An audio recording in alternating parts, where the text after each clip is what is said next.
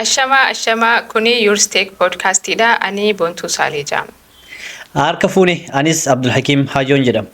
Kuni qophii keenya kan torbee har'aa waa'ee barattoota kutaa 12tiin wal qabsiisnes fiildii soofteerii irratti carraan isaanii maal fakkaata akkamitti baratuu danda'an kan jedhuun qabannee kan dhufne. Barattoonni kutaa 12 akkuma 500 ol waggaa tokko keessatti kufuu jechuun kufaatii ammamii akka ta'e yaaduun nama dhibu.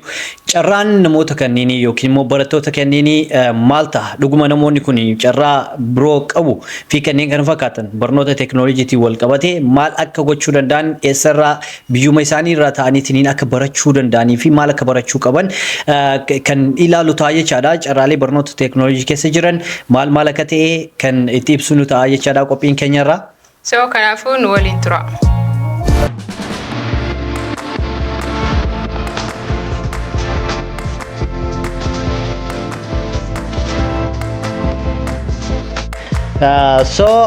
Har'a waa'ee barnoota irraa haa eegallu keessattuu mootuu akka tuquudhaaf yaalle sana barattoonni hedduun yeroo tokkotti miliyoonni gimaash miliyoona olii kufaatii irratti argamu jechuudha intiraansii. Namoonni intiraansii kufan kuni carraan isaanii maal ta'a boru hegeriin biyya isaanii maal ta'a fi kan kana fakkaatan nama yaachisa jechuudha. Waa'ee kana deep down itti seenna ta'u garuu mootiyyuu namooti kunniin moo carraalee biraa akka qaban akkasuma barnoota keessatti barnootilee teekinooloojii kana yoo kan baratan ta'ee tarii carraa isaan jireenya isaan ibsan ittiin jijjiiruu danda'an akka jiruudha kan qophiin keenya har'aallee irratti xiyyeeffatu. Kanaaf mee haa eegallu barnooti kufaatiin barattoota kanneenii maali kan jedhu osoo ittiin seeniin hin duratti mee furmaanni isaanii maal ta'a? Amma yoo kan laallu ta'e akka addunyaa irrattu baroota 15 dhufu keessa yuunivarsiitiin akka dhaabbatudha. Kan wanti jaajiran maaliif kuni kan barumsa tokko yuunivarsiitii tokko fiildii tokko irratti namni waggaa 4 waggaa 5 fixuun akka waste of time itti ilaalamaa jira ammattee jecha. Kanaafuu warri barattoonni kutaa 12 carraa kana yaaniif kufnee jirraa ja'anii abdii muruu osoo hin tahin maaliifuu warroonni guguddaan duraan wanti godhanilleen waan guguddaa addunyaa irratti uuman gariin kan inumaayyuun baratintu jira gariin kan kutaa 6 dhaabee jira gariin kan kutaa 8 dhaabee jira which means ati barumsa kutaa yuunivarsiitii hin seenne jechuun wanniin kee achitti dhaabbatee jira jechuu miti. Sigalee nullee yuunivarsiitii seenne sigalee kanaafuu yeroo ammaa yeroo jenereeshinii ammaa sanuu zabana amma nuti keessa jirru kana keessatti onlaayinaan namni mana ofiituu taa'ee akka barbaadetti fiildii maraxatee fiildii filatisan irratti ammootu of seeraan ofirratti dalagee waan san mana ofii taa'ee addunyaadhaan waliin dalagu sa'a danda'urroo jirra waan ta'eef kanaafuu carraa kanatti fayyadamuu qaba. Alright, hakumaati ibsuudhaaf yaalti sana carraalee kanatti ni seenna. Carraalee akkamtu jira barnoota teekinooloojii keessattuu immoo qophiin keenya irraa kan ilaallatu barnoota teekinooloojii jiran ibsuudhaan barnoota teekinooloojii kana immoo eessaa akka baratanidha kan ibsinu. Kanaaf saniin duratti akkumaati ibsuudhaaf yaalti sanatti kufaatiin barattoota kutaa 12 akka kufaatii waliigalaatti ilaalamuu qabu. Keessattuu immoo namni barnoota baratu kana an doktoran ta'a an injiinaran ta'a ani mootiyyuu paayileetiin ta'a jedhameetiin kan baratamaa ture kan parpazii biraatuuf baratullee akkasuma jira jechuudha. So namoonni kunniin waan sanarraa hir'atan jechuun tokkoffaa irratti kan as biratti tuqnee barataruu barbaannu namoonni barattoonni kufan kunniin kufaatii jireenya isaanii akka hin taane akka hin ibsinee fi akkasuma mootiyyuu even namoonni addunyaa kanarratti impaaktii gurguddaa uuman fakkeenyaaf akka Henry Ford fudhachuu hin dandeenya abbaa makiinaa Ford makiinaa jechuudha konkolaataa Ford yeroo ammaa kanatti addunyaa irratti hin beekama.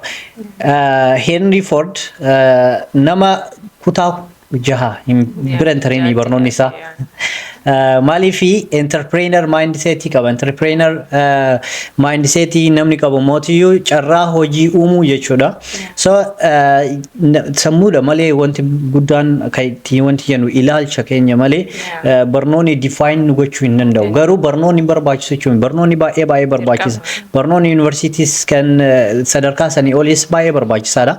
Haa ta'u garuu erga kufan immoo sammuutu kufee osoo hin taane fatana yookiin immoo qormaata sana kufneetiin ilaaluu dandeenya jechuudha. Kanaaf namoonni kufan kunniini sammuun isaanii akka waliin hin kufne carraaleen jiru kuni isteet goonee bira dabarra jechuudha. Carraa gara barnootaatiin jiru suni baay'ee qabxii murteessaadha. Mee gamanumaan itti haa dabarru carraaleen jiran maal fakkaata kan jedhu haa ilaallu jechuudha. Karaa keessattuu ati akka nama software developeraa tokkotti karaa software developmentiidhaan ofii keetiyyuu nama biyya baqaa keessa taa'ee baratee jireenya kee jijjiiree jechuudha. So namoonni kutaa 12 dalagan mootu yookiin baratanii geessan immoo kana gochuun isaa waan hin dhibneedha jechuudha.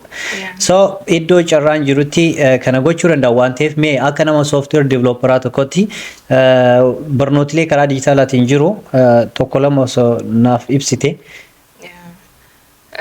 Barnoota gara dijitaalaatiin karaa sooftiiraatiin jiru hedduu kaasuu dandeenya yeroo ammaa tanaa kana maaliifuu addunyaan dijitaala taatee jirti waan ta'eef jecha.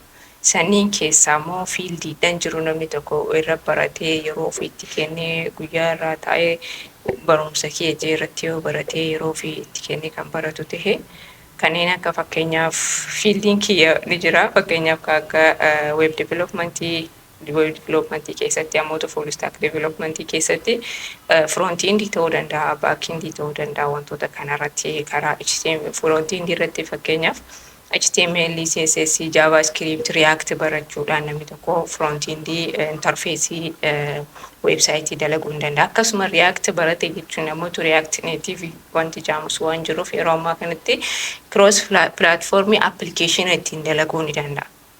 So kanaaf cross platform application gaafa jennu cross platform application yeroo jennu application Android irrattis iOS irrattis kan dalagu jechuudha. Maaliifuu adda addatti daleeda yookaan cross platform yoon tahin kophatti kanas Javaadhaan kanas Swiftidhaan kan daleedu jecha. So kanaafu bakka takkatti ammaan tana cross platform jaaniinii kanneen akka Flutter, React Native dhufanii jiran jechuudha. So kanaafu namni kana baratee application developmentis ta'uu danda'a, web developmentii ta'uu danda'a, akkasumas cloud computing irratti illee Azure fi wantiidhaanis dalaguu ni danda'a jecha OC Amazon web service irratti. So carraan kana olillee carraan baay'eetu jira kanneen akka graphics design ta'uu danda'a namni kanallee baratee irratti wanti godhuu ni danda'a. Yaa mee karaa barnootilee biraa jiranitti osoo hin seeniin duratti software developmentii keessatti fakkeenyaaf web developmentii dhagaatinaa kafte web developmentiin kun maal gochuudha fakkeenyaaf jechuun akka amma absolute beginnerii tokkotti nama kara technology dhufuu barbaadanii fi wanti qo'ibsuuf barbaadeeti. Deep down illee osoo hin deemne itti garuu generally overview isaatiin web developmentiin kuni maal faatu keessatti baratama kan jedhu kaastee jirti. So akkamitti baratama san dura mootiyyuu gaaffii akkasiin qaba. Demandiin isaa yookiin fakkeenyaaf namni tokko keessattuu mootuu carraalee kanneen carraa ijoollee barnoota keessaa akka abdii muranneef namoota biyya jiran keessaa kan dabarsaa jirruu fi keessattuu namoonni biyya ta'aniitiin waan kana barachuudhaaf haalli isaaniif ni mijataa ammoo eega barataniitiin geessan immoo fakkeenyaaf namnummaan keenyayyuu weebsaayitii daleessifatu biizinasnummaan iyyuu weebsaayitii daleessifatuuf maali persentii maybe persentii 5 yookiin 10 hin caalu namoonni biizinas keessa jiran Itoophiyaa keessatti dalagatu jecha. So yoo baratan carraan isaan bakka biraatti ittiin dalagan yookiin mootuu dalagaa ittiin argachuu danda'an hojii ittiin argachuu danda'an carraan hoo jira. Yeah, of course ni jira. Maaliif amma web development application development yoo kan fudhannu ta'e biyya keenya keessatti carraan isaa xiqqaa ta'us garuu akka addunyaatti ni jiru. Akka addunyaatti platformii adda addaa irratti hojii argachuu danda'a. Namni tokko yeroo ofii fudhatee iskiilii san irratti jalqaba dalagee websaayitii front-end isaadhaa dalagee back-end isaadhaa dalagee akkasumattis application dalaguu ni danda'a jechuun kun iskiilii guddaadha. Kanaafuu wantoota platformii adda addaa fayyadamee even globaalii dalaguu danda'a jecha.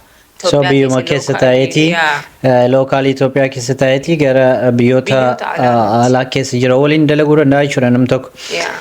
So platformii dan akka LinkedIn irratti hojii argachuu ni danda'ama kan akka Upwork irratti argachuu ni danda'ama Fiverr illee ni jira sa'aatiidhaan sii kafalama sa'aatiidhaan jecha. ati achirratti maali professional taate resume kan kee qopheeffattee yoo kan project daleedii taate portfolio kan kee bareeffattee skill kan kee isaan confidentially develop gootee achirratti baate taanaan addunyaan amma uummanni Hindii Afghanistan waan kana baay'ee dalagaa jira. So nulli wanti achirratti Upwork irrattis ta'e Fiverr irrattis ta'e LinkedIn irratti argachuu ni danda'an jecha. Akkasumas biyya keessattis baay'ee barammaa akkamii deemanii even kaampaaniidhaan weebsaayitii research gootee laaltee yoo kaampaanii wahiidhaa biyya keessa kan beekamu garuu weebsaayitii yoo hin qabaanne amma addunyaan maalirra jirti itti himta.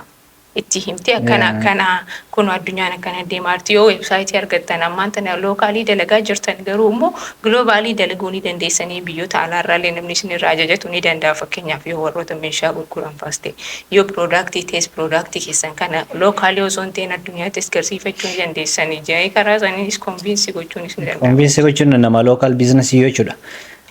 So kuni baay'ee carraa baay'ee gaariidha. So namni tokko fakkeenyaaf amma carraan akka riisarchiin garsiisutti namoonni Upwork irratti fakkeenyaaf weebsaayitii tokko hisaaba hanga $500 minimum jechuun sunu dizaayinii user interface fi user UX kanani even dizaayinii isaa yoo $500 argachuu danda'an jecha which means namni tokko ni kana maaliif kaasuu barbaade namni tokko yoo dalage yoo sirriitti irratti hojjechuu danda'e tarii carraa biyya keessa taa'eetiin $500 ji'atti galii isaa argamsiisuu danda'u piroojeektii tokko lama yoo hojjete jecha piroojeektii xixiqqaa osoo argateetiin itti ifaajee jala deemee hordofeetiin iskilii kan erga barate booda kan wanti jedhu ta'e almost $500 ji'atti galchuu ni danda'a jechaadha namni tokko yoo itti dhimmame which means $500 sana osoo namni tokko yuunivarsiitii keessaa bahee piroofeesara ta'e yoo osoo bahe carraan maallaqa san Itoophiyaa keessatti ittiin